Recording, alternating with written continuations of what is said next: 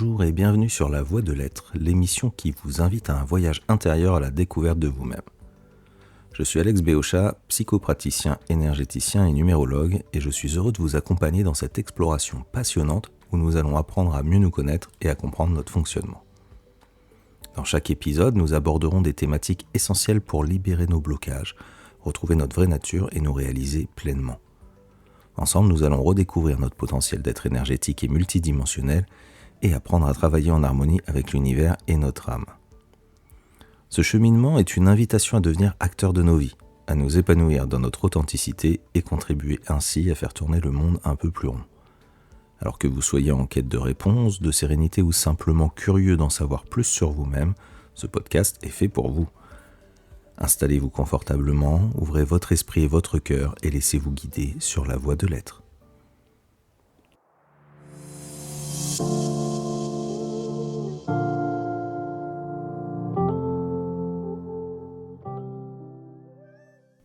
Bonjour à toutes et à tous et bienvenue dans ce nouvel épisode de La Voie de l'Être. Et si notre vie ne commençait pas le jour de notre naissance ? Si certaines de nos émotions, de nos blocages, de nos schémas récurrents trouvaient au final leur origine bien avant, dans l'utérus ou même au moment où nous avons été projetés par l'inconscient de nos parents.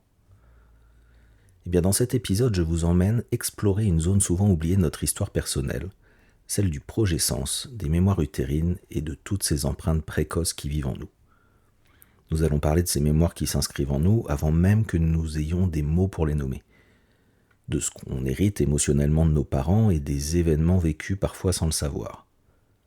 De comment ces mémoires vont influencer notre présent, nos choix, nos relations, notre santé, mais aussi comment il est possible de les comprendre, de les transformer et de se réapproprier sa vie.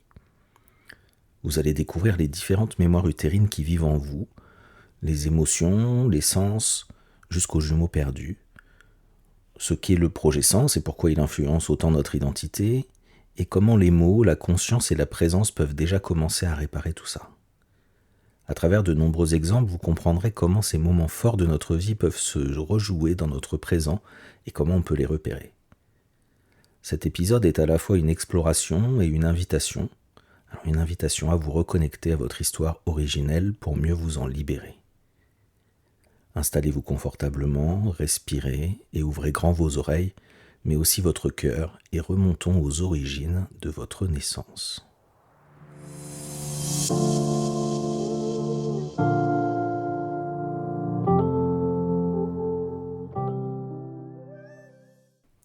Quand on parle de ce qu'un bébé vit dans le ventre de sa mère, on pense souvent à la croissance physique, le cœur qui se forme, les organes, les premiers mouvements, mais au final, il se passe bien plus que ça.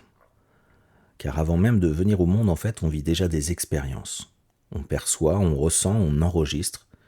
Le ventre maternel n'est pas seulement un espace de développement biologique, c'est aussi un lieu de transmission, un endroit où s'impriment des traces profondes, parfois invisibles mais pourtant bien réelles. C'est ce qu'on appelle les mémoires utérines. Alors, qu'est-ce que c'est exactement ? Les mémoires utérines, ce sont toutes les empreintes émotionnelles, sensorielles, parfois énergétiques, qui sont imprimées ou qui transitent par l'utérus et que le fœtus enregistre pendant la grossesse. Ce ne sont pas des souvenirs comme ceux qu'on a à l'âge adulte, mais plutôt des traces, des ressentis qui vont marquer et qui s'inscrivent dans le corps, dans le système nerveux, dans la mémoire cellulaire, bref, dans l'inconscient de l'être en développement. Il faut savoir que dès les premières semaines de grossesse, le bébé perçoit instantanément ce que vit sa mère. Il est immergé dans son univers intérieur. Il va ressentir ses émotions, son stress, ses joies, ses peurs. Sur les plans physiques, biologiques et surtout émotionnels, il va partager ce qu'elle traverse. Son cerveau en formation, qui est encore immature, ne lui permet pas de comprendre les faits ou d'analyser les événements en eux-mêmes en fait. Il les ressent tous sans aucun filtre, sans pouvoir distinguer ce qui vient de lui ou de l'extérieur. Et du coup, tout ce qui est vécu, c'est un peu comme s'il en était directement responsable ou comme si ça lui appartenait, que c'était lui qui le vivait. Du coup, lorsque la mère est détendue, qu'elle se sent aimée, qu'elle se sent en sécurité, le bébé il va en percevoir les bienfaits. Mais si elle vit du stress, de l'insécurité ou des émotions intenses, il les capte aussi. Et lui, il ne va pas comprendre qu'il s'agit d'un licenciement, d'un deuil ou d'un conflit familial. Il va juste ressentir l'ambiance émotionnelle et ces ressentis s'impriment dans son corps en développement. C'est ce qu'on appelle la mémoire émotionnelle. Quand une émotion forte est vécue, le corps de la mère va libérer des hormones spécifiques, comme par exemple le cortisol en cas de stress ou les endorphines en cas de bien-être. Et ces hormones vont traverser le placenta et atteindre le fœtus. Et ces messagers chimiques ne font pas que circuler dans son organisme, en fait, ils contribuent aussi à façonner son système nerveux. On sait aujourd'hui, grâce à la recherche, que le stress chronique pendant la grossesse chez la mère peut influencer la structure même du cerveau du bébé. Par exemple, en cas de stress intense, et donc du coup un peu prolongé quand même, pas juste sur une fois, le cerveau du bébé va développer davantage les zones liées à la survie au détriment de celles qui vont gérer les émotions ou la régulation. D'autres recherches ont démontré aussi que les enfants de femmes qui ont vécu des stress majeurs pendant la grossesse, comme pendant la guerre ou des catastrophes naturelles, vont présenter parfois des modifications épigéniques, notamment au niveau des récepteurs du cortisol. Et ça peut influencer durablement finalement leur capacité à faire face au stress tout au long de la vie. Pour illustrer tout ça, je repense à une amie en fait qui était enceinte de 5 mois et qui vivait une grossesse jusque-là relativement sereine. Et un jour, en fait, elle a commencé à ressentir des contractions sans cause médicale apparente. En discutant avec elle, le jour où ça lui arrivait, un coup de bol, on se voyait ce jour-là, elle m'a confié qu'elle hébergeait chez elle une amie d'enfance qui venait de Guadeloupe et qu'elle était là avec son compagnon. Et qu'en fait, elle était heureuse de retrouver son ami, mais la présence du compagnon de son ami, en fait, devenait de plus en plus pesante. Ça ne passait vraiment pas, et elle n'osait pas leur demander de partir, ce qui créait en elle, en fait, un fort conflit intérieur entre le fait d'avoir accueilli son ami et, en fait, le fait de désirer les voir partir très très fort sans oser leur dire. Et ce que son bébé a probablement perçu, alors ça reste que des hypothèses bien sûr, hein, c'est ce désir intense de voir partir quelqu'un. Mais sans pouvoir comprendre le contexte, le bébé a pu croire que ce rejet lui était destiné et que du coup il devait partir. Et sa tentative de partir, chez lui, s'est manifestée par des contractions, hein. C'est la façon en général qui annonce le fait que le bébé va sortir du ventre. Du coup, en discutant avec sa mère, quand elle en a pris conscience qu'il pouvait y avoir une confusion possible, je lui ai proposé de parler à son bébé et de lui expliquer la situation, de lui dire que c'était pas lui qu'elle voulait voir partir. Et du coup, elle l'a fait, et après ce moment de communication, elle m'a renvoyé un message pour me dire que les contractions se sont arrêtées quasiment instantanément et ne sont pas revenues, un peu comme par enchantement. Alors ici, il me semblait quand même important de le rappeler, il ne s'agit pas de culpabiliser les futures mamans ou les mamans actuelles, enfin les femmes qui sont enceintes actuellement, parce qu'aucune grossesse n'est exempte de défis. Ce qui va compter, ça va être la conscience que l'on met dans le lien, dans la qualité de la présence, dans la capacité à poser des mots sur ce qu'on ressent, de parler à son bébé, même au cœur de la tempête, ça va créer un lien précieux et ce lien aussi, il laisse une trace et une empreinte durable, bien plus positive effectivement. En parallèle de la mémoire émotionnelle dont on vient de parler, il y a une autre mémoire qui se met en place très tôt pendant la grossesse. C'est la mémoire sensorielle. En fait, elle va se construire progressivement au rythme du développement des sens du bébé. Alors le premier sens à se mettre en place, en fait, c'est le toucher. Il rentre en scène dès le 2e mois. Au niveau de la bouche, où il y a beaucoup de capteurs sensoriels, le visage, les mains, les pieds. Et le bébé va d'ailleurs ressentir déjà la pression du liquide amniotique, du coup les mouvements du corps de la mère qui vont faire bouger les choses, et au bout d'un moment les caresses sur le ventre. C'est pour ça que l'autonomie est quelque chose qui peut être aussi assez intéressant. Et du coup, c'est pour ça qu'arrivé à un moment, il y a des bébés qui commencent à réagir au contact extérieur, où on peut les sentir bouger quand on pose une main sur le ventre, et c'est pas par hasard. Puis ensuite viennent le goût et l'odorat qui vont se développer presque en même temps. Le fœtus va avaler le liquide amniotique dont le goût va varier selon ce que mange la mère. Si elle mange beaucoup d'ail ou de carottes, le bébé va capter les arômes. Et c'est pas un simple ressenti sur l'instant, en fait, il va les enregistrer, alors notamment si ça arrive sur la fin de la grossesse. Et plus tard, ces saveurs vont lui être familières et elles peuvent susciter une préférence spontanée. On a observé que des bébés dont les mères avaient consommé régulièrement certains aliments pendant la grossesse allaient les accepter plus facilement à la diversification alimentaire. Et c'est aussi vrai pendant l'allaitement. D'ailleurs, les arômes des aliments qui passent dans le lait, c'est un véritable bain sensoriel qui se poursuit après la naissance. Et puis, vers 6 mois, on a l'ouïe qui devient fonctionnel. Le bébé va commencer à entendre, alors pas de façon nette comme nous, mais il perçoit les battements du cœur de sa mère, les sons internes de son corps et bien sûr sa voix. Il reconnaît déjà certaines mélodies, par exemple une musique douce qui va être écoutée régulièrement pendant la grossesse pour avoir un effet apaisant sur lui après la naissance, à partir du moment où la mère était dans un état d'apaisement au moment où elle écoutait la musique, bien sûr. Et tout ça, c'est pas une coïncidence, c'est la mémoire sensorielle qui est en action. Et puis enfin, plus tardivement, vient la vue. Alors, pas la vue, c'est un sens qui finit d'être maturé après la naissance, mais on va pas rentrer dans les détails. En tout cas, à travers la paroi du ventre, il va percevoir les variations de lumière. C'est pas vraiment une vision construite, mais c'est une première perception lumineuse qui participe aussi à ce tissage sensoriel. Alors, cette mémoire sensorielle, finalement, à quoi elle sert? Parce qu'elle ne fait pas que préparer les sens. Elle forme finalement les bases de notre rapport au monde. Elle va influencer les préférences, les réactions émotionnelles, le lien d'attachement. Si la mère vit par exemple une expérience sensorielle plaisante, une odeur qu'elle aime, un aliment savoureux, une musique douce et qu'elle ressent du bien-être, et ben cette sensation va être aussi transmise au bébé et il va l'associer à une émotion positive. Et du coup, ça, sans le comprendre, parce que son cortex n'est pas encore assez développé pour analyser. Il ressent simplement et ça s'inscrit en lui. Et à l'inverse, si la grossesse est marquée par un environnement par exemple bruyant, tendu ou agressif, ça peut aussi laisser une trace.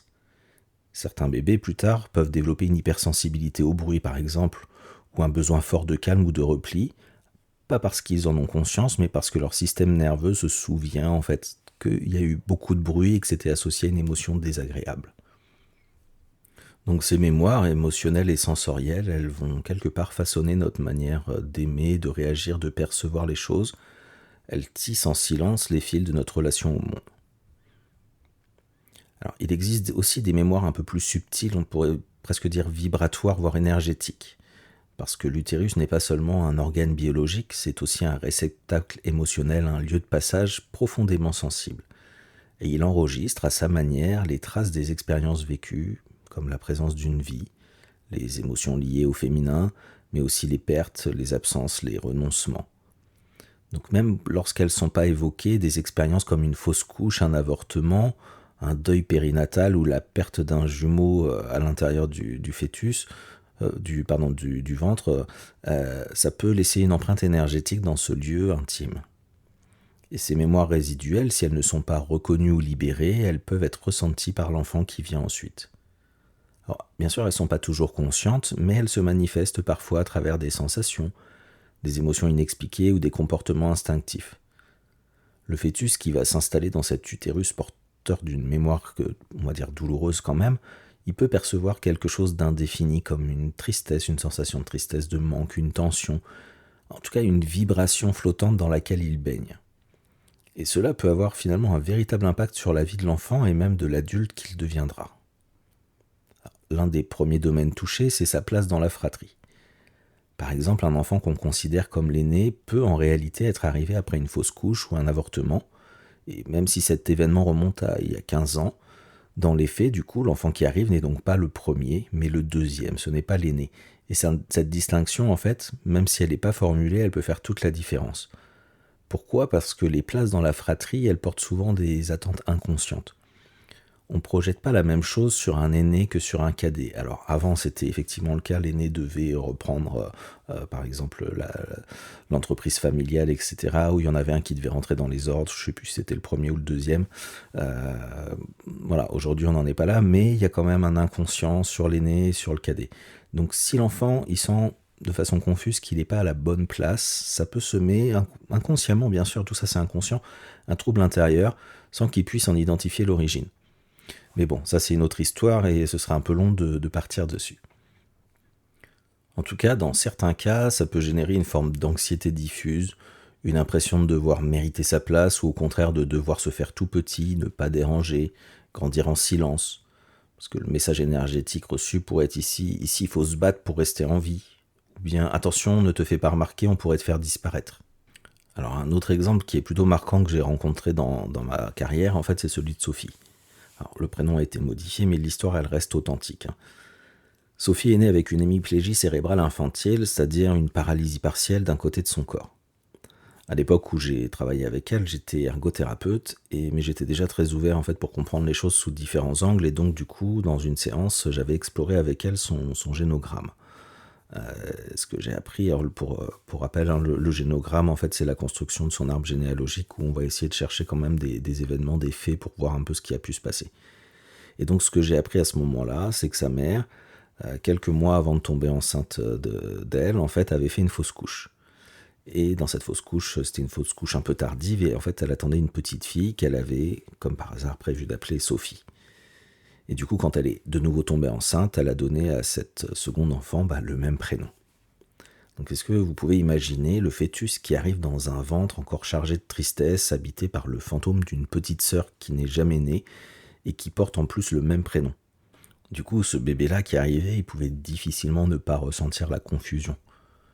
Dans le désir inconscient de la mère, il y avait peut-être l'idée que sa petite Sophie revenait enfin vers elle, qu'elle renaissait. Mais pour ce nouveau bébé, ça pouvait devenir une véritable injonction. Elle pouvait sentir, ce nouveau bébé pouvait sentir, oui, mais je suis pas elle, moi, je suis moi. Et en même temps, j'ai pas le droit d'être moi, je dois être elle.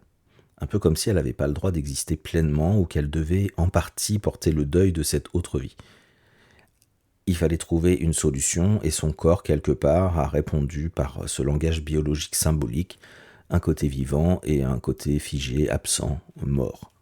Alors bien sûr, heureusement, c'est pas le cas le plus courant qu'on rencontre, mais il était suffisamment intéressant pour qu'il mérite que je vous le partage. Après, il y a aussi des formes plus légères de ces mémoires.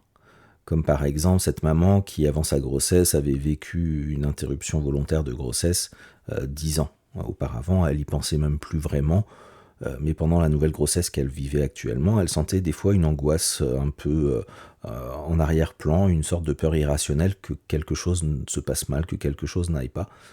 Et quand elle a commencé à se souvenir, à reconnaître cette mémoire, à poser des mots sur cette perte ancienne, même si quelque part c'était volontaire, mais bon, volontaire ne veut pas dire voulu, à honorer cette expérience qu'elle a pu avoir sans se juger, tout s'est apaisé. Donc l'enfant, il peut ne pas se sentir à sa juste place, percevoir un vide, une absence avant lui, sans en comprendre l'origine. Et inconsciemment, en fait, il va être amené à porter une histoire, une sorte de mémoire qui ne lui appartient pas tout à fait, mais qui révèle l'ambiance dans laquelle il a vécu avant sa naissance.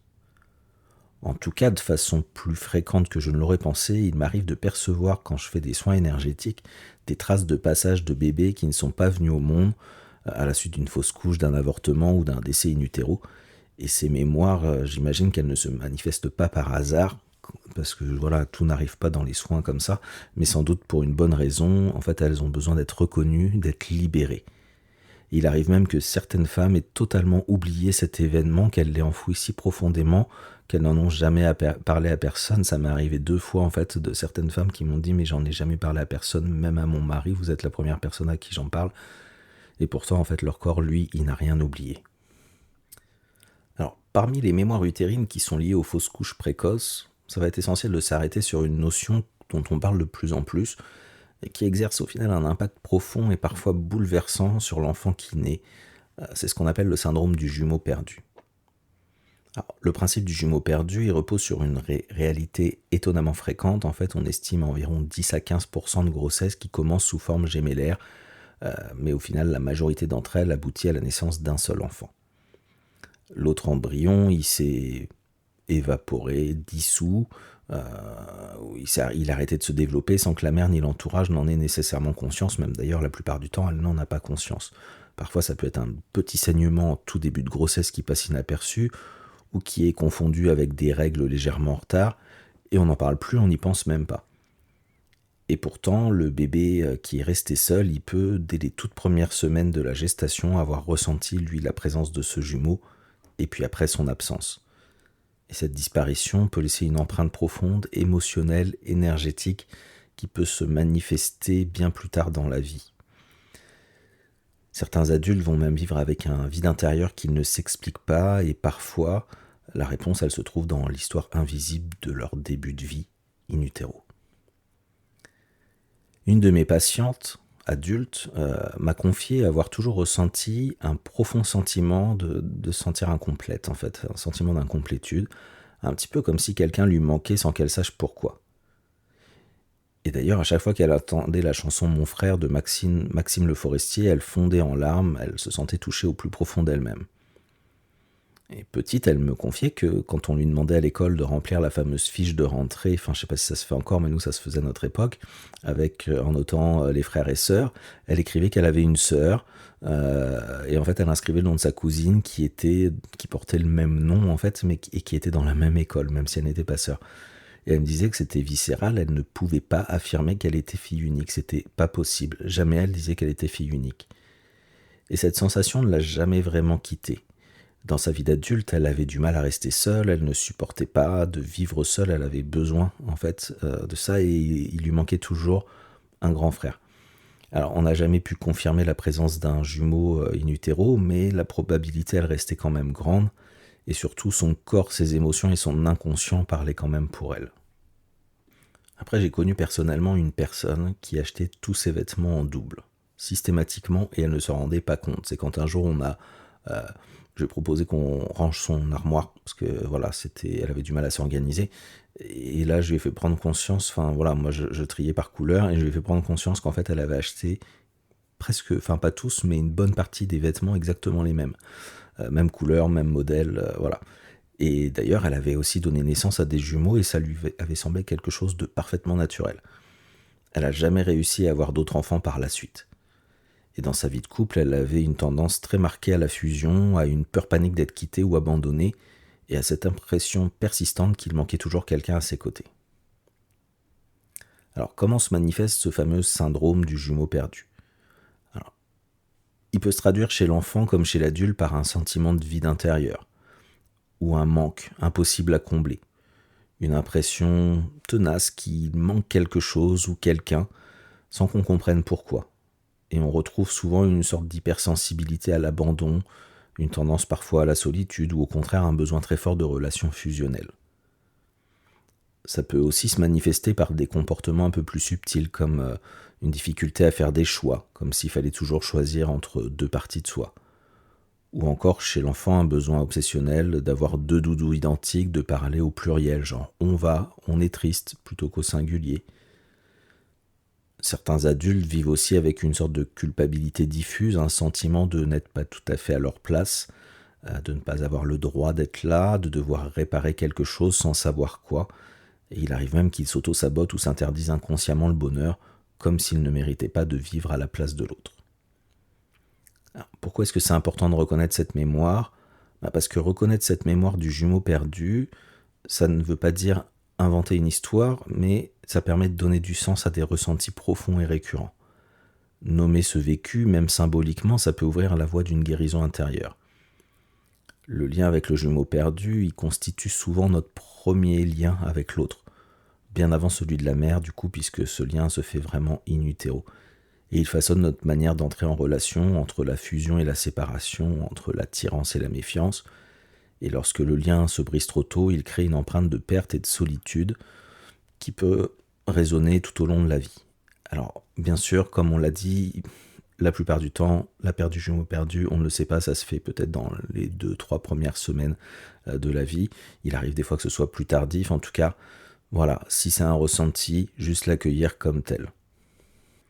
Alors au-delà des mémoires utérines dont on vient de parler, il est essentiel de rappeler aussi qu'on porte des empreintes plus anciennes, celles qui sont issues de notre lignée, c'est-à-dire les empreintes des mémoires transgénérationnelles. Elles vont correspondre aux transmissions inconscientes de croyances, de peurs, de traumatismes ou de non-dits familiaux. Et dès la vie prénatale, le fœtus peut vibrer au contact de ces charges émotionnelles non résolues comme la culpabilité, la tristesse, les loyautés invisibles, autant de programmes qui sont hérités, qui vont influencer la conception, la grossesse, mais aussi le vécu de l'enfant à venir. Ces mémoires, elles peuvent se manifester au travers des schémas répétitifs dans nos vies, des blocages inexpliqués ou des émotions qui semblent ne pas nous appartenir.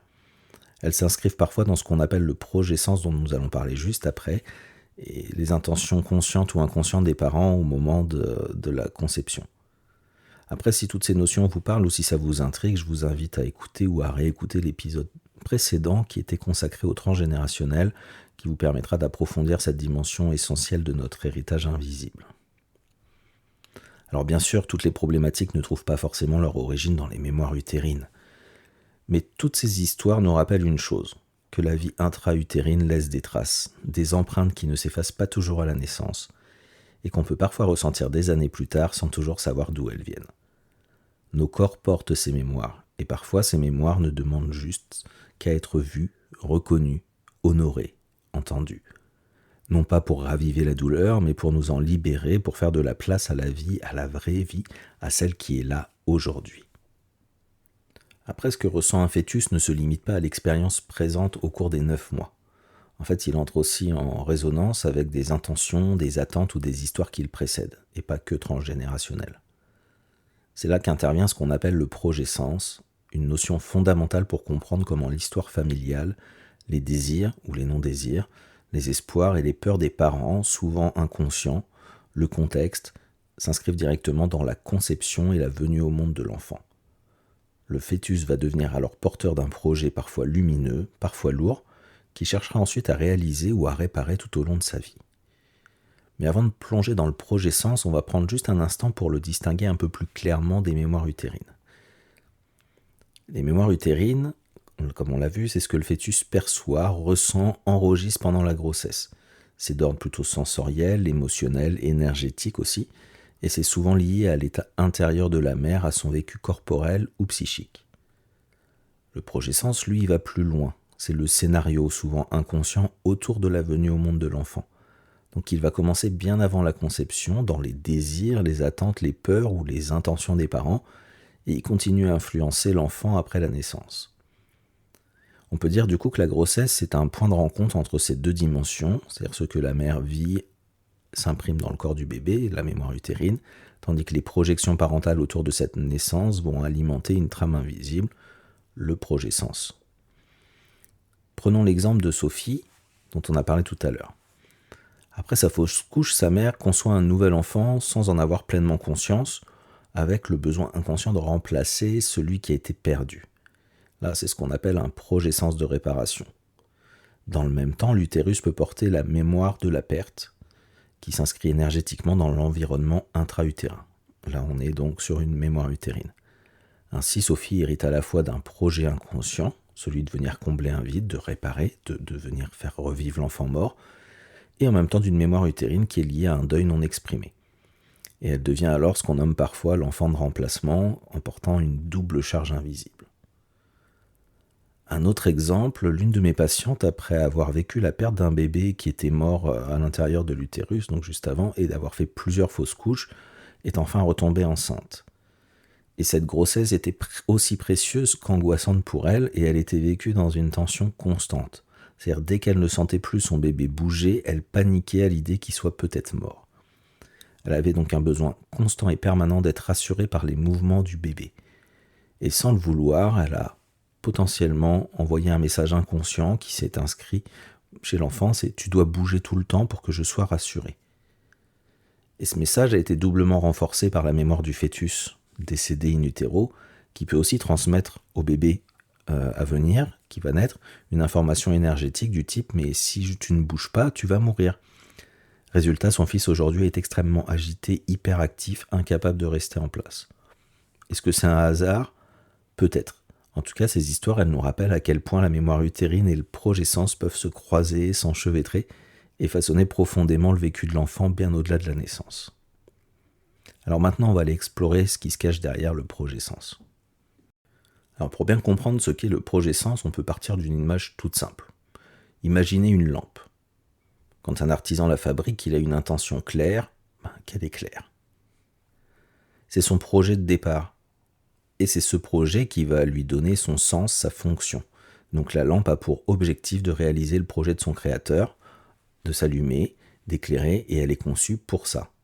Eh bien, pour un être humain, c'est un peu pareil. Avant même sa naissance, un enfant est souvent porteur, sans le savoir, d'un projet inconscient. Ce projet, ce sont ses parents, ou le clan familial, les créateurs quelque part, qui le portent à travers leurs désirs, leurs blessures, leurs rêves, leurs peurs, leurs attentes, leurs histoires personnelles et familiales. Et ce projet, il s'inscrit profondément dans la vie de l'enfant, parfois bien plus qu'on ne l'imagine. Comme le créateur d'un objet qui pense sa fonction à l'avance, les parents projettent, consciemment ou pas, des choses sur leur futur enfant. Et vous pouvez vous poser la question, mais on l'a tous fait, en partie consciemment et en grande partie inconsciemment. Donc une lampe, c'est là pour éclairer, c'est son pourquoi. Et bien un enfant, lui aussi, il arrive dans le monde avec un sens que ses parents lui ont donné, souvent sans en avoir conscience. Il peut s'agir de réparer une blessure, de sauver une relation, d'honorer une lignée, ou encore de porter un rêve inachevé.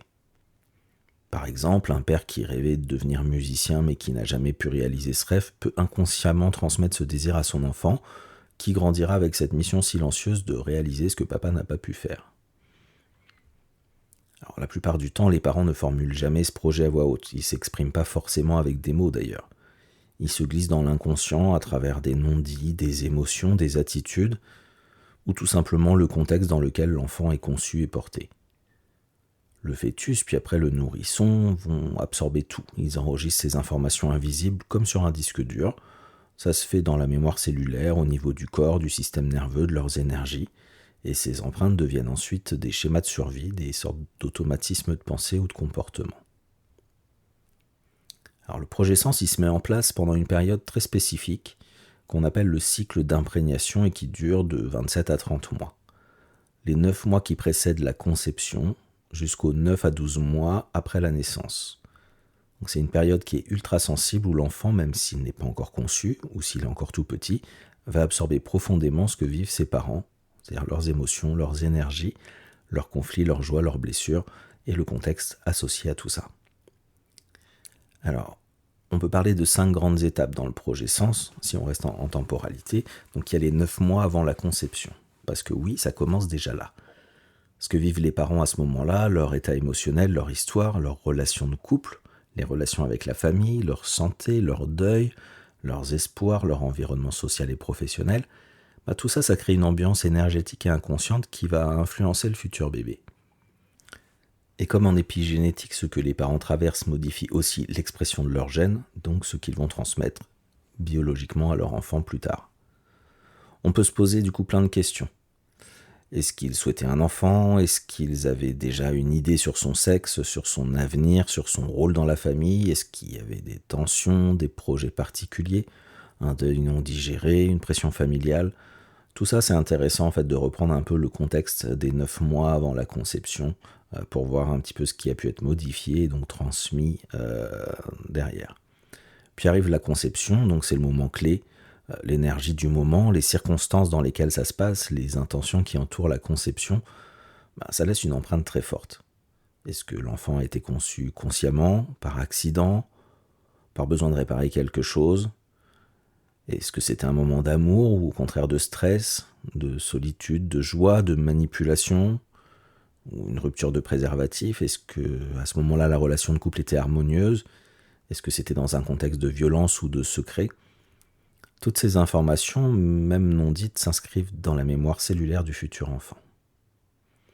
Puis vient la grossesse, donc pendant les 9 mois, le bébé capte absolument tout, comme on l'a vu, les émotions de sa mère bien sûr, mais aussi celles du père, de la famille, de l'environnement. On peut donc se demander comment la grossesse a-t-elle été vécue? À quel moment ça a été découvert? Comment ça a été pris? Est-ce qu'il y a eu du stress? Est-ce que l'annonce a été difficile à faire? Est-ce qu'il y a eu des complications médicales? Un changement de travail, un déménagement, un deuil, ou au contraire de la joie, de l'harmonie, du soutien, les deux, parce que du coup on n'est pas obligé de choisir l'un ou l'autre. Est-ce que l'enfant était attendu avec impatience, ou est-ce qu'au contraire il était rejeté au départ, par les deux parents, par un des deux parents? Est-ce qu'il est arrivé par surprise? Est-ce qu'un autre enfant a été perdu avant? Quelle était la place de cet enfant dans la fratrie réellement ou symboliquement? Tout ça, ce sont des questions et bien d'autres encore qui sont intéressantes à se poser et qui vont faire partie de ce projet sens. Et puis arrive le moment de la naissance, donc c'est un moment d'une intensité émotionnelle incroyable pour tout le monde, y compris pour le bébé. Le contexte de la naissance va profondément marquer l'enfant car il s'agit aussi du passage entre l'intérieur et l'extérieur. Le premier moment en fait d'autonomie où le nouveau-né va devoir apprendre à respirer par lui-même et puis aussi à devoir manger, faire l'effort conscient pour manger. Donc comment s'est passé l'accouchement, qui était présent? Est-ce qu'il y a eu une séparation immédiate? Il y a eu une césarienne? Est-ce qu'il y a eu une hospitalisation derrière? Le père était-il présent? Comment la mère a vécu cette rencontre? Est-ce que l'enfant est arrivé à terme, trop tôt, trop tard? Est-ce qu'il était accueilli avec inquiétude, avec amour, dans la panique? Tous ces moments-là sont importants à noter. Puis, dernière partie du projet Sens, c'est les 9 à 12 mois, les 9 à 12 premiers mois de vie. Parce qu'à la naissance, l'enfant n'est pas encore totalement autonome. Jusqu'à 9 mois à peu près, il fabrique même pas ses propres anticorps, il est biologiquement et émotionnellement une extension de la mère. Et durant cette phase, l'enfant, c'est un peu comme une éponge, il est en résonance directe avec l'univers psychique de ses parents, et tout ce qu'il vit, ressente, espère ou redoute s'imprime inconsciemment dans son corps, dans ses cellules, dans sa psyché en formation. C'est pas tant les événements eux-mêmes qui laissent une trace, mais bien le ressenti émotionnel des parents face à cet événement. Alors attention, tout ça, ça continue aussi bien après la première année, puisque l'enfant capte, et même en tant qu'adulte, des fois on continue de capter, mais là, on est vraiment dans la notion du projet sens, c'est-à-dire de ce qui s'inscrit dans la projection où l'enfant devra apporter le sens du projet de son créateur. Et c'est vers ce 9e mois que l'enfant va commencer à se percevoir un peu comme un être à part. Je suis moi, tu es toi, c'est un peu le début de l'autonomie psychique. Alors, ce qui se passe dans cette première année de vie est donc fondamental. Est-ce qu'il y a eu du lien, de la présence, de la sécurité? Est-ce qu'il y a eu des événements marquants comme un divorce, une maladie, une absence prolongée, un rejet ou au contraire trop fusionnel? Et aussi quelles sont les croyances, les émotions, quels sont les non-dits qui circulent dans l'environnement de l'enfant. Alors pourquoi ce chiffre 9 tout le temps? Les 9 mois de gestation, les 9 mois avant la conception, les 9 mois après la naissance. Moi, ça m'a interpellé et du coup, étant numérologue, je trouve qu'il n'y a vraiment pas de hasard. En numérologie, le 9, il symbolise la fin d'un cycle, l'aboutissement, la maturité du projet, la reconnaissance de tout ce qui a été fait, la finalité. Entre autres, ça symbolise aussi d'autres choses, et donc c'est le moment où quelque chose est prêt à naître au monde, à passer de l'invisible au visible pour donner naissance à un nouveau cycle. Et dans ce cadre, ce qu'on conçoit symboliquement, c'est-à-dire une intention, un désir, un projet, va leur mettre à peu près 9 mois à prendre forme dans la réalité. Ça vous donne une petite idée de l'intention aussi symbolique et énergétique et vibratoire du chiffre 9 dans ce projet sens. Alors ce projet sens, on peut le voir aussi un petit peu comme un contrat de naissance. C'est-à-dire c'est tout ce que les parents ou la famille attendent inconsciemment de l'enfant. Parfois on le fait naître pour réparer un drame, remplacer quelqu'un, réussir là où d'autres ont échoué, consolider une union ou assurer une continuité familiale. Ce contrat invisible, il va agir un petit peu comme une feuille de route que l'enfant va suivre, souvent sans même en avoir conscience, un petit peu à l'image d'ailleurs de notre contrat d'âme, et d'ailleurs souvent les deux vont être assez liés parce qu'il n'y a jamais vraiment de hasard. Souvenez-vous, l'âme d'ailleurs choisit ses parents. Alors, je vais vous donner quelques exemples de projet sens. Par exemple, un enfant qui est conçu pour sauver un couple. Il va grandir avec une pression énorme pour maintenir l'harmonie et il aura peut-être du mal à vivre des relations affectives équilibrées plus tard. Ou encore un enfant qui est prévu en remplacement d'un frère décédé, qui pourra se sentir toujours de trop ou incapable de vivre pour lui-même. Ou encore inconsciemment une préférence de sexe, genre on aurait voulu une fille, et le garçon peut grandir en se sentant inadéquat ou en ayant du mal à exprimer toute sa masculinité par peur de décevoir les parents. Alors ça ne veut pas dire qu'il sera très efféminé, ça veut juste dire que peut-être il aura du mal à trouver sa place en tant qu'homme. Après, ça peut être aussi un projet utilitaire, genre tu reprendras l'entreprise. On espère avoir un enfant qui va reprendre l'entreprise, et l'enfant il pourra suivre un chemin professionnel au final qui n'est pas le sien sans comprendre pourquoi. Même si les injonctions sont données ces projections de façon totalement inconsciente. Après, ça peut être des croyances limitantes qui sont transmises, genre il faut réussir, et l'enfant va développer du perfectionnisme, la peur d'échouer, voire même de l'auto-sabotage. Et puis ça peut être inconsciemment un rôle qui est projeté sur l'enfant, tu seras le médiateur, le protecteur, le pilier, parce que le parent a besoin de ça, et l'enfant va devenir adulte bien trop vite en s'oubliant lui-même, il va devenir finalement le parent du parent. On peut aussi avoir une injonction à éviter les conflits, et du coup l'enfant devient quelqu'un qui se conforme, qui ne s'affirme pas, surtout pour pas déranger. Il peut aussi y avoir des attentes de réparation, comme un parent qui a manqué d'amour ou de reconnaissance dans son enfance, qui peut attendre que son propre enfant vienne réparer ce manque en devenant par exemple un enfant parfait, toujours gratifiant ou rassurant. On peut aussi par exemple, si un parent a vécu un grand stress qui était lié à un déménagement pendant la grossesse, ou les deux parents, l'enfant peut développer plus tard une forme d'anxiété face au changement ou une difficulté à s'adapter à de nouveaux environnements sans comprendre pourquoi. Et vous vous souvenez peut-être du film Tanguy, Où à un moment, au début du film, la mère dit très clairement à son bébé pendant la grossesse, si tu veux, tu pourras toujours rester auprès de papa et maman. Et qu'est-ce qui se passe après? Tanguy n'arrive pas à quitter la maison familiale à l'âge adulte. Et d'ailleurs, maintenant, quand on parle d'un jeune qui n'arrive pas à partir, on l'appelle un Tanguy. C'est une illustration qui est parfaite de la puissance des projections ou des intentions parentales sur le fœtus et de la manière dont elles peuvent s'inscrire profondément jusqu'à influencer des comportements bien plus tard dans la vie, parfois sous des formes qu'on n'arrive pas forcément à relier immédiatement à leur origine intra-utérine ou au progescence.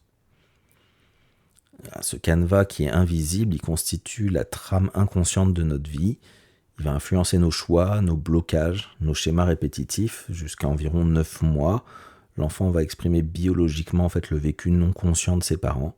Et à partir de là, il commence doucement à écrire sa propre histoire, mais avec une empreinte de départ qui reste profondément marquée par ce qu'il a absorbé avant. On porte tous en nous des histoires qui ont commencé bien avant notre naissance. Et certaines de ces histoires ont pris racine alors que nous n'étions encore qu'un embryon, un fœtus, voire juste un projet dans l'esprit de nos parents. Avant même d'avoir ouvert les yeux sur ce monde, on baignait déjà dans des émotions, des intentions, des projections, celles de nos parents, mais aussi celles de notre lignée, de notre histoire familiale.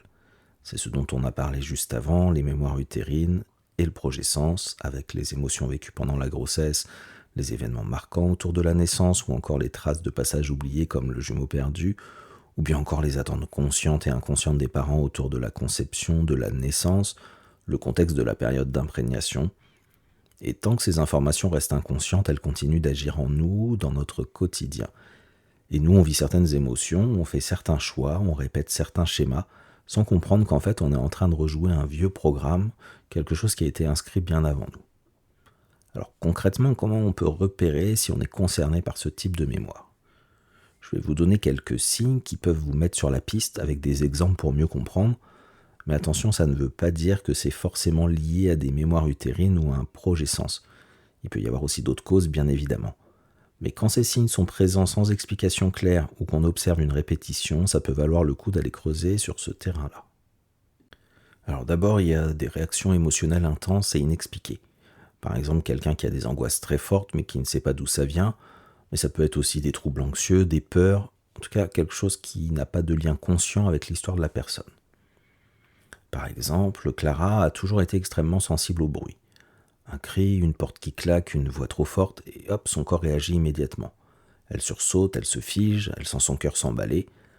Elle évite les lieux bruyants, du coup, et se sent souvent à fleur de peau, elle a l'impression d'être trop sensible. En grandissant, elle a appris à faire avec, mais ça reste un véritable inconfort au quotidien. C'est en creusant un petit peu lors d'une thérapie qu'elle comprend que cette réaction n'a rien à voir avec un simple caractère trop sensible. En fait, pendant la grossesse, sa mère vivait dans un climat hyper tendu. Le père de Clara, à l'époque, avait des accès de colère, il criait beaucoup, il claquait les portes, et même si Clara n'était pas encore née, son petit corps en formation baignait dans cette ambiance stressante. À ce stade-là, un fœtus ne comprend pas les mots, comme on l'a vu tout à l'heure, mais il ressent tout, les sons, les vibrations et les émotions associées de la mère. Et à chaque fois que sa mère sursautait ou se crispait, Clara, connectée à elle, enregistrait ça comme un danger. Résultat, aujourd'hui, Clara, elle vit dans une forme d'hypervigilance permanente et le bruit va agir comme un déclencheur inconscient de cette mémoire. Elle ne sursaute pas seulement face à un son, en fait, elle réactive un état d'alerte ancien qui est inscrit dans ses cellules depuis bien avant sa naissance. Alors la bonne nouvelle, c'est que quand elle comprend d'où ça vient, elle peut commencer à faire la paix avec cette hypersensibilité. Elle se rend compte que ce n'est pas un défaut, que c'est une mémoire, une trace ancienne, qu'elle peut maintenant choisir de transformer. Un autre exemple, Léo, 32 ans, il est intelligent, engagé, mais il vit avec une angoisse qu'il ne comprend pas.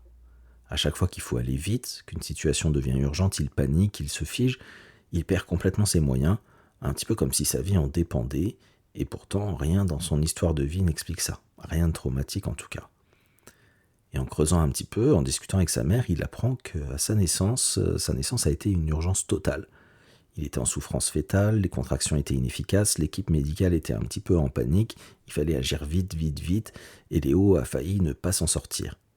Son corps a donc pu enregistrer un message très simple, urgence égale danger de mort.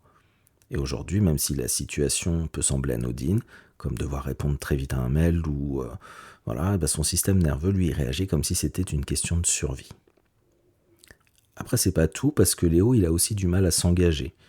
Dès que ça devient sérieux, que ce soit en amour ou au travail, il va douter, il recule, parfois il fuit.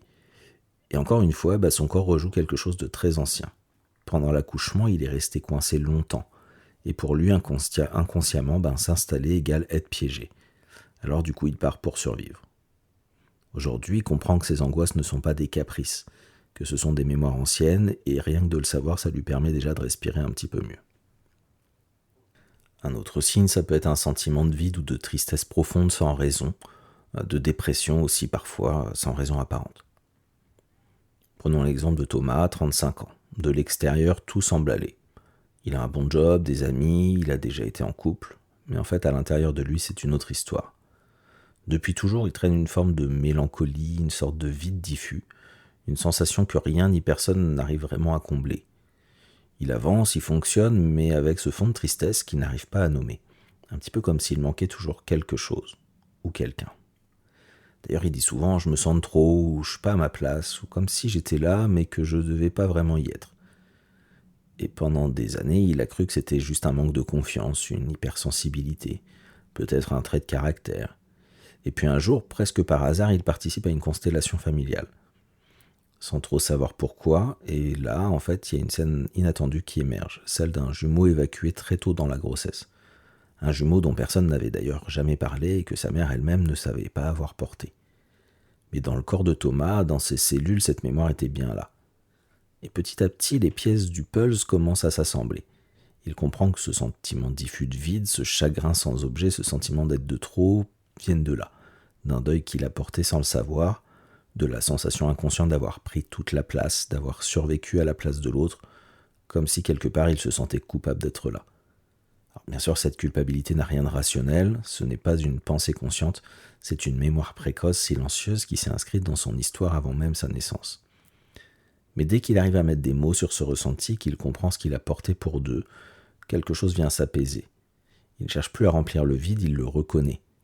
Il commence à faire la paix avec cette absence, avec cette histoire qui ne lui appartient pas tout à fait, mais qu'il a vécue de l'intérieur, et à partir de là, il peut enfin commencer à se sentir entier. D'ailleurs, comme par hasard, Thomas veut dire jumeau en araméen. Les relations peuvent aussi révéler beaucoup de choses. Des personnes qui vivent toujours les mêmes relations toxiques, qui ont du mal à faire confiance, à s'engager, ou au contraire, qui ont besoin d'une fusion totale avec l'autre, qui sont dépendants, qui ont une peur terrible de l'abandon ou du rejet. Par exemple, Julie a 45 ans, et depuis toujours, elle rêve de vivre une belle histoire d'amour. Et pourtant, rien ne dure.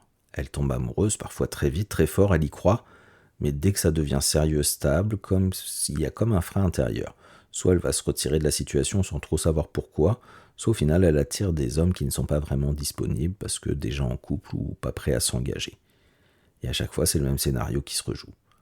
Le début est intense, prometteur, puis la relation s'effondre ou s'éloigne. Alors, elle en souffre évidemment, elle se sent seule, elle voudrait vraiment vivre autre chose, et en même temps, elle a une relation très très forte avec sa mère, très proche, presque fusionnelle. En thérapie, elle commence à remonter un petit peu le fil de son histoire familiale, et là, deux choses ressortent qui vont vraiment tout éclairer. D'abord, elle apprend qu'avant sa naissance, sa mère a vécu une fausse couche assez tardive, vers 5 mois de grossesse. Un événement très douloureux dont on n'a jamais vraiment parlé, mais qui a laissé une empreinte, une souffrance dans cette séparation. Et cette empreinte, Julie l'a bien évidemment ressentie. Dans le ventre, bien avant de naître, elle a été marquée par cette absence, mais surtout par ce sentiment de perte de l'autre et de la souffrance que cela engendre. Et du coup, à un niveau inconscient, s'attacher, c'est risquer de perdre, et c'est dangereux, ça fait mal. Le lien est devenu, à un niveau inconscient bien sûr, synonyme de danger et associé à la douleur. Ensuite, elle découvre aussi ce qu'on appelle le projet sens, c'est-à-dire l'intention inconsciente que ses parents, et surtout sa mère, portaient au moment de la concevoir, et voire même un petit peu avant. Et là encore, ça prend tout son sens. Sa mère était très seule dans son couple. Elle s'est sentie isolée, et dans ce vide affectif, elle a fait un enfant un peu comme on cherche une présence, un amour inconditionnel. Quelqu'un qui resterait quoi qu'il arrive. Et Julie, sans en avoir conscience, a pris ce rôle-là, puisque elle était là pour répondre au projet de sa créatrice. Et elle est devenue celle qui ne devait pas partir, qui devait rester pour combler le vide de sa mère. Et forcément, quand on porte une mission comme celle-là, tomber amoureuse, faire sa vie, quitter le nid, c'est vécu comme une forme de trahison. Et il y a un vrai tiraillement intérieur. D'un côté, elle a envie d'aimer, de construire une relation, mais de l'autre, elle a cette peur inconsciente, bien sûr, d'attachement liée à la mémoire de la perte, et cette loyauté profonde envers sa mère, qui n'est pas nommée, dont personne n'a vraiment conscience, et qui l'empêche de se détacher. Et tant que tout ça, ça reste inconscient, ce sont ces mémoires-là qui vont guider ses choix. Mais une fois qu'elle va mettre en lumière tout ça, qu'elle va comprendre ce qui se rejoue, elle peut commencer enfin à s'en libérer et à construire une relation qui lui appartient, une relation d'adulte, choisie, libre, et pas une relation qui est dictée par le passé. Et puis, dans les autres signes, il y a aussi les difficultés à se positionner, à faire des choix, à savoir qui on est vraiment. On peut avoir du mal à trouver sa place, à savoir ce qu'on aime vraiment, du mal à poser les limites, on peut avoir aussi une faible estime de soi. Pour donner un exemple pour illustrer, Colin a 29 ans. Depuis toujours, il a du mal à faire des choix pour lui. Il change souvent de voie, il commence une formation puis il arrête, il tente un travail puis il démissionne. Ce n'est pas qu'il n'a pas de capacité, au contraire, il est très intelligent, il est pourtant adaptable, il est très à l'écoute. Colin vit à travers les attentes des autres. Il sent très vite ce qui ferait plaisir à ses parents, à ses collègues, à son entourage, et il s'y adapte. Mais au fond, il se sent perdu, comme s'il n'avait pas vraiment de boussole intérieure. Alors il va creuser un petit peu, il va explorer son histoire de naissance, et là plusieurs éléments ressortent. D'abord le contexte de conception. Ses parents étaient en crise, au bord de la séparation. Et quand sa mère est tombée enceinte, ce bébé est devenu inconsciemment l'espoir de sauver le couple. C'est ce qu'on appelle donc un projet sens. Et Colin est venu au monde avec une sorte de mission invisible, rassembler, coller les morceaux, créer du lien là où il y avait du conflit. Même son prénom d'ailleurs semble le dire, Colin, comme colle un, celui qui colle les autres entre eux. Mais ce rôle d'unificateur, ce n'était pas un choix, c'était une attente inconsciente projetée sur lui avant même qu'il naisse. Et ça laisse une empreinte, parce qu'un enfant qui vient au monde pour réparer quelque chose chez ses parents, il apprend très tôt à mettre ses propres besoins de côté, à devenir ce qu'on attend, à se modeler au lieu de se révéler. Mais c'est pas tout, parce qu'en fait, pendant le premier trimestre de grossesse, sa mère a vécu un grand tiraillement.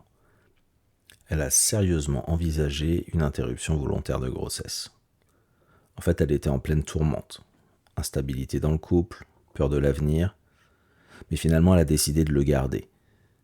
Mais ce qu'on oublie souvent, c'est que l'embryon, lui, il a déjà ressenti cette insécurité et cette hésitation. Ce peut-être que je ne serai pas gardé. Et ça peut s'inscrire profondément dans les cellules, dans le corps. C'est le genre de mémoire qui n'est pas mentale, elle est biologique quelque part. Et Colin a enregistré très tôt ce message inconscient, je ne suis pas sûr d'avoir le droit d'être là. Alors aujourd'hui, quand il doute, quand il n'ose pas s'affirmer au niveau de ses choix, ce n'est peut-être pas un simple manque de confiance en soi. C'est une peur de disparaître, une angoisse sourde, comme si exister pour lui-même c'était risqué. Résultat, il va vivre pour les autres et il ne sait pas ce qu'il veut parce qu'en fait il n'a jamais appris à se poser cette question. Il n'a pas grandi quelque part avec le droit d'exister pleinement, avec son propre désir, ses propres couleurs. Il est devenu le reflet des attentes des autres et pas l'expression de lui-même. Alors, la bonne nouvelle, c'est que ces histoires-là, on peut les comprendre, les libérer, dès qu'on met de la conscience, dès qu'on redonne à l'enfant devenu adulte le droit de reprendre sa place sans mission, sans devoir réparer qui que ce soit, et du coup une nouvelle vie peut commencer. Colin va commencer à comprendre qu'il peut vivre pour lui, qu'il a le droit de choisir, qu'il n'a pas besoin d'être l'enfant utile pour mériter sa place, et c'est là que tout peut changer. Autre signe, les stratégies inconscientes, comme la fuite, l'évitement, le besoin de tout contrôler. Claire, par exemple, qui a 38 ans, elle ne laisse rien au hasard. Tout est planifié, tout est vérifié 2 fois, voire même 3. Elle fait des listes pour tout, elle anticipe le moindre détail, et si quelque chose d'imprévu arrive, c'est la panique. Elle se sent bien au final uniquement quand tout est sous contrôle, sinon c'est un peu comme si elle était en danger. Pendant longtemps, elle pensait que c'était juste son caractère, qu'elle était comme ça. Point. Mais en creusant un petit peu, en allant voir ce qu'il y avait derrière ce besoin de contrôle, elle découvre une histoire qui est bien plus ancienne. Quand sa mère était enceinte d'elle, elle a traversé une période très difficile. Elle risquait de perdre son emploi, son couple battait de l'aile, ils ont dû déménager en urgence. C'était une ambiance de stress, d'instabilité, d'insécurité totale. Et Claire, en tant que fœtus, a ressenti tout ça. Même si elle ne pouvait pas encore comprendre avec des mots, son corps, son système nerveux ont enregistré ces sensations. Et là, quelque chose s'est inscrit profondément. Quand je ne contrôle pas, il peut se passer quelque chose de grave. L'imprévu, c'est dangereux. Et cette mémoire utérine est restée. Et aujourd'hui adulte, Claire vit encore sous l'influence de cette peur. C'est pas elle qui est rigide par nature, c'est une stratégie de survie, un réflexe qui vient de loin de ce climat d'insécurité intra-utérin. Et c'est pas tout parce qu'en explorant plus loin, elle réalise qu'il y a aussi un projet sens derrière ce besoin de tout maîtriser. Ses parents et surtout son père étaient très exigeants. Il ne fallait pas se tromper, il fallait être parfaite. Et inconsciemment, ils souhaitaient un enfant à leur image, irréprochable. Et sans qu'on le dise forcément, clairement, Claire a intégré très tôt cette injonction. Donc en plus de la peur liée à l'imprévu, elle porte aussi cette pression de devoir tout faire parfaitement. Pas le droit à l'erreur, sinon elle risque d'être rejetée ou de décevoir le clan. Alors aujourd'hui, elle vit avec une double pression, contrôlée pour ne pas qu'il arrive quelque chose de grave et contrôlée pour être à la hauteur. Résultat, perfectionnisme, anxiété constante, épuisement, et souvent des tensions avec les autres parce qu'elle peut avoir du mal à déléguer, à lâcher prise, à faire confiance. Mais une fois qu'elle comprend d'où ça vient, tout change. Parce que ce n'est plus juste elle qui est comme ça. Elle peut poser un regard différent sur ses réactions, voir que ce sont des réponses de survie, et surtout elle peut commencer à les transformer, à ramener de la sécurité autrement que par le contrôle, à se donner le droit d'être humaine, imparfaite, vivante. Et l'auto-sabotage aussi, c'est un gros indicateur. Par exemple, une difficulté à s'autoriser au bonheur, une forme de culpabilité sans cause apparente, peut laisser penser qu'il y a quelque chose de l'ordre soit de la mémoire utérine ou du projet sens. Dans mon parcours d'ergothérapeute, j'ai accompagné pas mal de personnes cérébro-lésées dans leur réadaptation, et notamment pour retrouver une forme d'autonomie, parfois même une réinsertion professionnelle. Et je me souviens particulièrement d'une jeune femme que je suivais, et son grand projet, c'était de pouvoir arriver enfin à vivre seule, d'avoir son propre appartement, d'être autonome. Et elle en avait vraiment envie, elle en parlait avec beaucoup de motivation, et sa mère de son côté, même si elle était forcément un petit peu inquiète, ce qui est normal, elle la soutenait complètement dans cette démarche. Mais à chaque fois qu'on avançait concrètement dans le projet, qu'on approchait de la réalisation, tout s'écroulait, elle sabordait tout.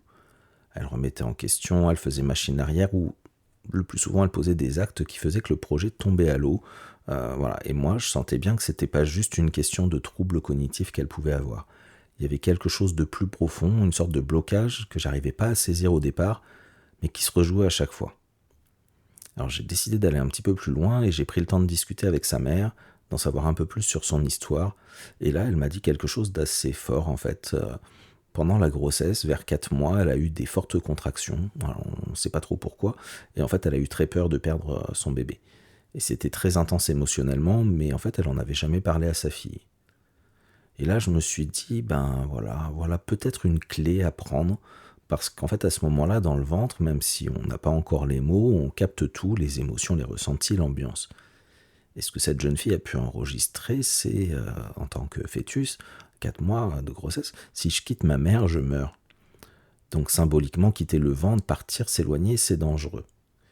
Et inconsciemment, ce message est resté. Donc en fait, dès qu'il s'agissait pour elle de franchir une étape vers l'autonomie, comme s'éloigner, vivre seule, sans sa mère, il y avait comme un système de protection automatique qui se mettait en place, elle sabotait tout, elle faisait en sorte de tout faire capoter.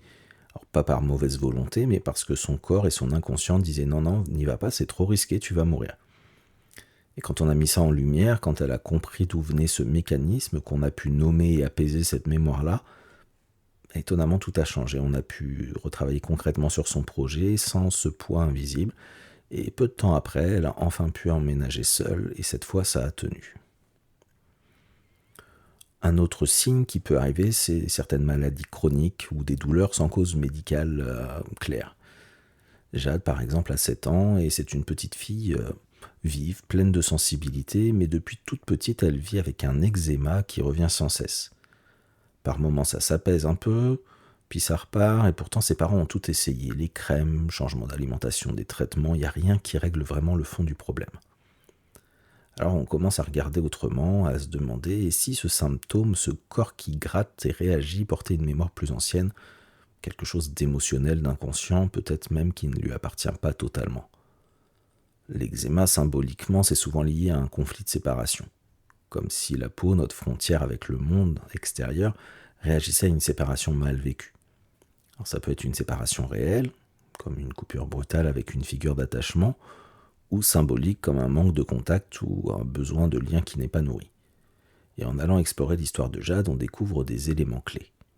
Pendant la grossesse, sa mère a vécu un moment difficile.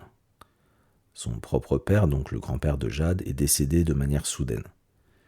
Une douleur immense, une perte brutale, et au lieu de pouvoir vivre pleinement ce deuil, elle a tenu bon pour protéger son bébé à venir. Elle s'est coupée de ses émotions, elle a tenu à distance sa souffrance pour ne pas abîmer la grossesse. Sauf que l'émotion, elle était bien là, présente, contenue et silencieuse.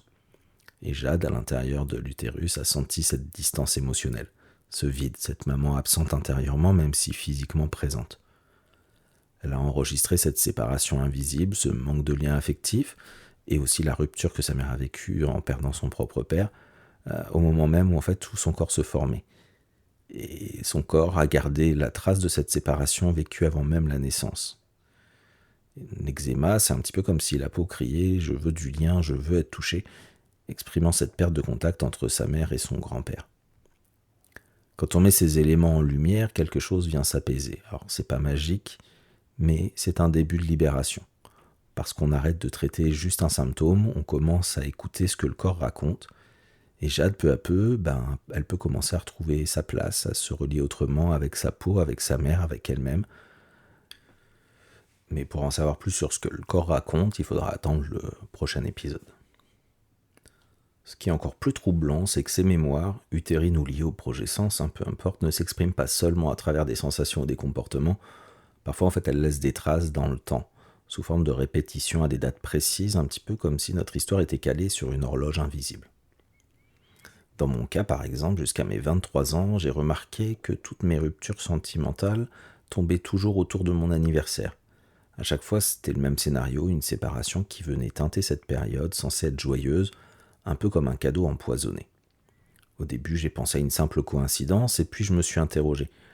Pourquoi cette répétition? Pourquoi à ce moment-là précisément? Et en explorant l'histoire de ma naissance, j'ai découvert que ce jour-là, ma mère avait fait une crise d'éclampsie. Les médecins ont dû intervenir d'urgence pour la sauver. Résultat, je n'ai pas été posé sur son ventre quand on m'a sorti directement. Donc pas de premier contact, pas de peau à peau. Et ma toute première expérience d'amour et de contact avec la femme, la première femme de notre vie, c'est bien notre mère, c'était finalement une séparation. Et c'est cette mémoire-là que je rejouais année après année, finalement sans le savoir. Et c'est pas tout, parce que j'ai aussi pris conscience de ce schéma à 23 ans, qui est justement l'âge qu'avait ma mère quand elle a perdu son propre père. Là encore, c'est une forme d'écho, une mémoire transmise qui est rejouée sans qu'on en soit réellement conscient. Alors ces répétitions, elles ne sont pas toujours liées à une date d'anniversaire. Parfois, elles se rejouent à la même période de l'année, ou à des âges clés, ou bien encore à des intervalles réguliers. Elles peuvent concerner des ruptures, des maladies, des blocages professionnels. C'est ce qu'on appelle les cycles biologiques cellulaires mémorisés. En gros, c'est un peu comme si le corps ou la mémoire cellulaire gardait une trace émotionnelle de certains événements et les réactivait de façon cyclique à la manière quelque part d'une horloge biologique inconsciente. Et ce qui se joue pendant la période d'un cycle d'imprégnation du projet sens peut aussi s'inscrire finalement dans ce cycle biologique cellulaire mémorisé. Alors je ne vais pas rentrer dans tous les détails, même si c'est un sujet qui est quand même assez intéressant, parce que c'est un peu vaste et un peu dense. En revanche, je vais vous donner quelques exemples concrets pour que vous puissiez saisir l'idée et peut-être repérer certains schémas dans votre propre histoire. Prenons l'histoire d'Alice, 28 ans, qui se rend compte d'un drôle de schéma. À 7 ans, ses parents divorcent. À 14 ans, sa meilleure amie déménage. À 21 ans, son premier amour la quitte brutalement. À chaque fois, le même ressenti qui revient. Vide, abandon, chute émotionnelle. En travaillant sur son histoire, elle apprend qu'au moment où sa mère était enceinte, son père menaçait souvent de partir. Sa mère vivait dans la peur d'être abandonnée. Et ce que la mère ressent, le fœtus le capte. Émotion, stress, insécurité, souvenez-vous, tout s'imprime dans la mémoire cellulaire. Résultat, cette peur s'est logée dans le corps d'Alice et se réactive tous les 7 ans. À chaque cycle, une nouvelle séparation, une ancienne mémoire qui refait surface jusqu'à ce qu'elle en prenne conscience. Une autre histoire, Julien, 39 ans, qui a connu 3 burn-out, à 27 ans, à 33 ans, puis à 39 ans. Toujours à peu près d'ailleurs à la même période au printemps. Et à chaque fois c'est pareil, il s'effondre malgré tous ses efforts. En discutant avec ses parents, il découvre que son père a fait une grave dépression professionnelle au moment où Julien a été conçu. Sa mère était angoissée, pleine de doutes. Est-ce qu'on va y arriver? Est-ce que c'est une bonne idée d'avoir un enfant maintenant? Julien, quelque part, a été porté dans ce climat d'incertitude et de surmenage, et son corps a enregistré ce message. Travailler, c'est dangereux, réussir, c'est instable. Et tous les 6 ans, cette mémoire inconsciente le ramène au même endroit. Épuisement, effondrement, un peu comme une loyauté invisible au vécu de ses parents. Une autre histoire qu'on peut prendre comme ça, comme exemple, Léa, 32 ans. Et depuis l'adolescence, chaque année, début septembre, elle traverse la même chose. Maux de ventre, digestion bloquée, nausées, perte d'appétit. Les examens médicaux ne montrent rien de concret et les médecins parlent de stress. Peut-être d'un terrain sensible, mais en tout cas, il n'y a rien qui change. Ce qui l'intrigue, c'est que c'est toujours à la même période chaque année, un petit peu comme une horloge, et que ça dure environ 2 semaines.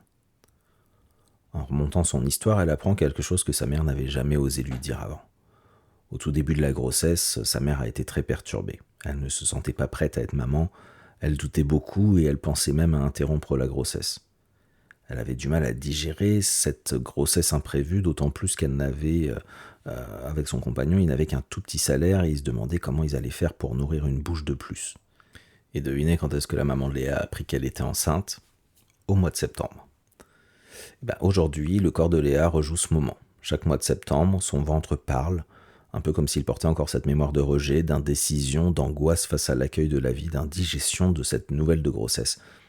Et c'est pas seulement une question d'alimentation ou de stress, c'est en fait une mémoire cellulaire, une empreinte très ancienne réactivée par le cycle annuel. Donc ce cycle biologique cellulaire mémorisé qui est lié au progescence, c'est la répétition cyclique de la vie d'un individu, d'un schéma émotionnel ou d'un événement dont la racine se trouve dans les attentes, les peurs ou les vécus parentaux autour de la conception ou de la naissance. Et prendre conscience de ce lien, ça permet de sortir du cycle et de reprendre la main sur toute son histoire. Alors maintenant, qu'est-ce qu'on fait avec tout ça? Est-ce qu'on est condamné à revivre ces mémoires utérines en boucle? Est-ce qu'on doit forcément être le reflet des projets conscients ou inconscients de nos parents? Heureusement, non. Comme pour tout dans la vie, on peut choisir. On peut reprendre les rênes, on peut transformer ces mémoires au lieu de les subir. Alors on ne peut pas changer ce qui s'est passé, mais on peut changer la manière dont ça continue à vivre en nous. Et ça, c'est déjà énorme. Alors comment on fait concrètement? Déjà, on commence par ne pas culpabiliser. Ni soi-même, ni nos parents. Tout ce qu'on a reçu, aussi difficile que ça ait pu être, fait partie d'un parcours plus vaste. Ça fait partie de ce qu'on est venu comprendre, dépasser, transformer. Et souvent, on a déjà en nous les ressources, les dons et les qualités pour y faire face. Ensuite, on commence par observer. Regarder sa vie avec un peu de recul. Quels sont les schémas qui se répètent, les blocages, les situations qu'on attire sans comprendre pourquoi, les émotions disproportionnées, les sabotages, les comportements inexpliqués. Tout ça, ce sont souvent des indices. Et puis après, on fait un pas de plus. On essaie d'accueillir ce qui se présente. Les sensations, les émotions, même si elles sont inconfortables, on ne cherche pas tout de suite à comprendre ou à résoudre, juste à ressentir. Parce que rien que ce mouvement-là, accueillir ce qui a été refoulé, non reconnu, c'est déjà libérateur. Après, on peut partir explorer. Notre histoire prénatale, la grossesse, la naissance, la première année de vie. Alors, comment on fait? Déjà en posant des questions à nos parents, à la famille, comment ça s'est passé avant ma naissance et la grossesse et l'accouchement? Est-ce qu'il y a eu des deuils, des peurs, des conflits? Pourquoi vous vouliez un enfant? Quel était le contexte à ce moment-là? Et puis aussi regarder les photos, les carnets de naissance, pourquoi pas les lettres que vous avez à votre disposition.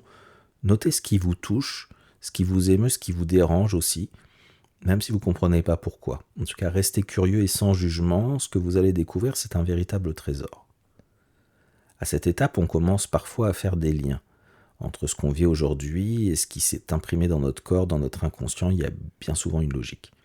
On commence à comprendre, ah oui, c'est peut-être pour ça que je me sens toujours responsable, ou que je fuis les conflits, ou que je ne me sens jamais à ma place.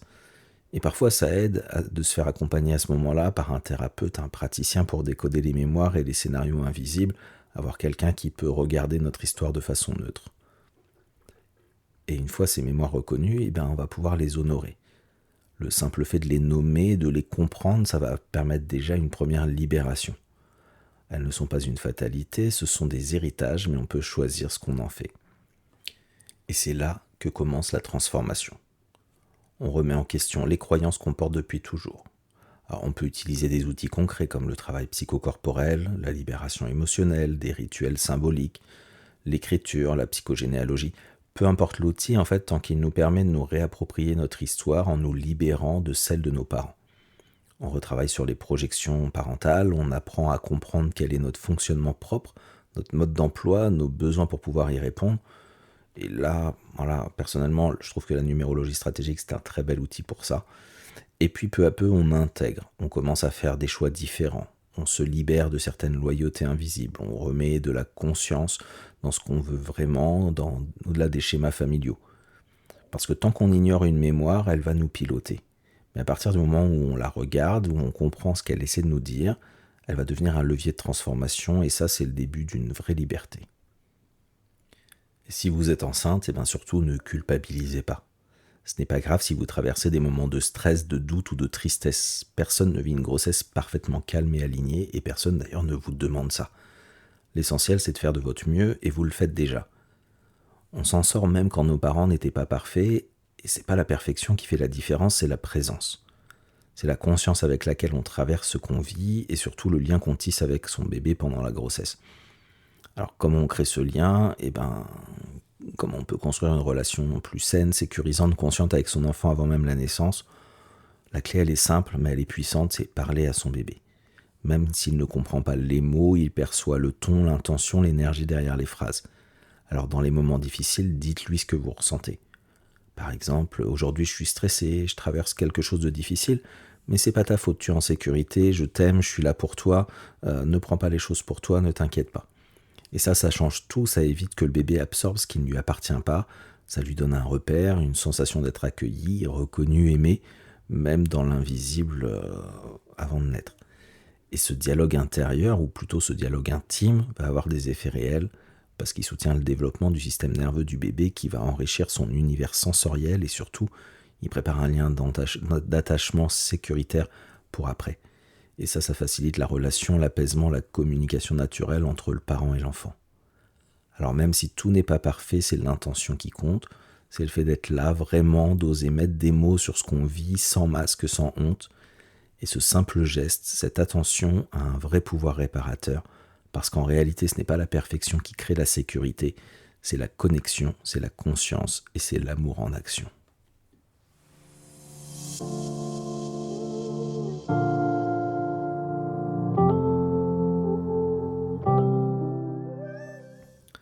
Alors ce que nous avons exploré ensemble aujourd'hui, c'est l'idée que notre vie ne commence pas à notre premier souffle, mais bien avant. Dans l'utérus, dans les rêves ou les peurs de nos parents, dans le climat émotionnel qui entoure notre conception, notre naissance. Et ces mémoires précoces, que ce soit mémoire utérine, le projet-sens, cette transmission émotionnelle, ne sont pas là pour nous enfermer, elles ne sont pas une fatalité. Et d'ailleurs, des fois, il y a même des choses positives, et heureusement, qui nous sont transmises, y compris dans les projets-sens. Donc au contraire, en fait, ces mémoires-là, elles peuvent éclairer le présent et devenir une boussole, un levier de transformation, un chemin de connaissance de soi et nous ouvrir des portes vers plus de liberté intérieure.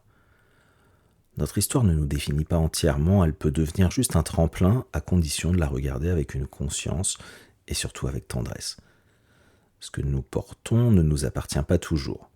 Et c'est en posant un regard bienveillant sur notre passé, en explorant nos racines invisibles, que nous pouvons commencer à nous libérer de certains poids, de certains schémas ou des répétitions. Et c'est un chemin qui demande du courage, oui c'est sûr, mais surtout de la curiosité, de la douceur et parfois un accompagnement avec un thérapeute. Alors je vous invite, si ça résonne en vous, à observer vos propres répétitions, vos sensations inexplicables, à explorer votre histoire prénatale, à questionner votre projet-sens et surtout vous accueillir là où vous en êtes, avec compassion et sans jugement. Car chacun fait de son mieux avec ce qu'il a reçu. Et il n'est jamais trop tard pour transformer une mémoire, pour choisir une nouvelle direction, pour se réconcilier avec soi ou avec sa lignée. Souvenez-vous, on ne change pas ce qui s'est passé, mais on peut changer la manière dont ça vit en nous. Et ça, c'est le véritable pouvoir de guérison. Et vous, quel schéma pourriez-vous regarder autrement à la lumière de toutes ces notions? Que savez-vous de ce que vos parents ont traversé au moment de votre venue au monde? Et qu'aimeriez-vous offrir de différent à vous-même et aux générations qui viennent? En tout cas, merci d'avoir pris ce temps pour écouter, ressentir et questionner, et je vous retrouve très bientôt pour continuer ce voyage vers plus de conscience, de liberté intérieure et d'amour de soi.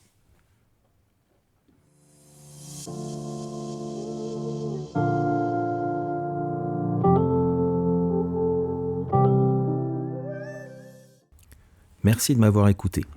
J'espère que les réflexions partagées aujourd'hui vous ont inspiré et vous ont donné des clés pour vous reconnecter à votre vraie nature et à votre potentiel d'être multidimensionnel.